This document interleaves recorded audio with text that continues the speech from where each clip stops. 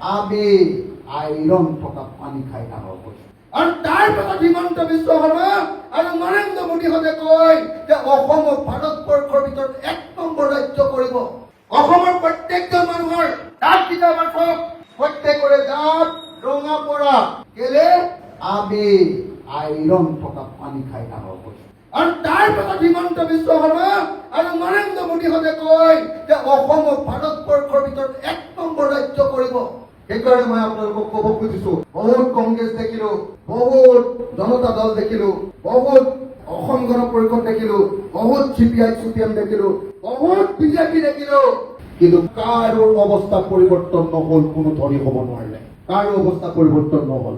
যদি সঁচাকে কিবা এটা কৰিবলৈ লাগে তেতিয়াহ'লে মাত্ৰ এবাৰৰ কাৰণে ৰাইজৰ দলক আপোনালোকে চান্স দি থওক। মই আপোনালোকক দেখুৱাই দিব খোজো যে অসমখনৰ প্ৰত্যেকজন মানুহ কেনেকৈ ধনী হ'ব পাৰে।